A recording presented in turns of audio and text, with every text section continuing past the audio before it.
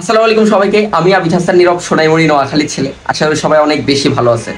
And এই কয়েকদিন আমি আপনাদের থেকে বেশি ভালো আছি, কারণ আমি এখন আছি আমার নিজের এলাকা সোনাইমুড়ি নোয়াখালীতে। অ্যান্ড এবার ঈদ হবে নোয়াখালীতে। তো নোয়াখালীতে এসে আমি অনেক বেশি ভালো লাগতেছে। মানুষের সাথে দেখা করে যেখানে যাচ্ছি সবাই বলতেছে, ভাই আপনাকে আমি চিনি, আপনি আমাদের সোনাইমুড়ি নোয়াখালীর ছেলে, আপনার ভিডিও আমি দেখি। অনেক ভাল লাগে। যেখানে যাচ্ছি, কালকে গেলাম বজরা গরু বাজার, ওখানে অনেকের সাথে দেখা হলো।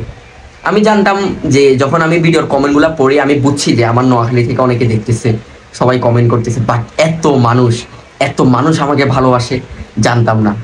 যেখানে যাচ্ছি সবার সাথে দেখা হচ্ছে, আমার অনেক বেশি ভালো লাগতেছে। অ্যান্ড স্পেশালি আমি তো থাকি চিটংয়ে। মাঝে মধ্যে এমন হয় যে চিটংয়ে আমাকে পেছন থেকে ডাকতেছে, আমার নাম জানে না, বলতেছে এই সোনাইমুড়ি সোনাইমুড়ি। এরকম হয়েছে আমার সাথে অনেকবার। আমার নাম জানে না, বাট আমার এলাকার নাম মুখস্থ। তো আমি যাওয়ার পর বলতেছে, ভাই আপনার বাড়ি সোনাইমুড়ি নোয়াখালী না? আমি আপনার ভিডিও দেখি, আপনার নাম কি যেন ভুলে গেছে। মানে আমার নাম ভুলে গেছে, বাট আমার এলাকার নামটাও মনে রাখছে, সোনাইমুড়ি নোয়াখালী। অনেক বেশি ভালো লাগে আসলে যখন দেখি যে আমার কারণে মানুষ আমার নিজের এলাকা চিনতেছে, আমার এলাকার নাম বলতেছে, আমার নাম ভুলে গেছে বাট এলাকার নাম মনে রাখছে। অনেক বেশি ভালো লাগে।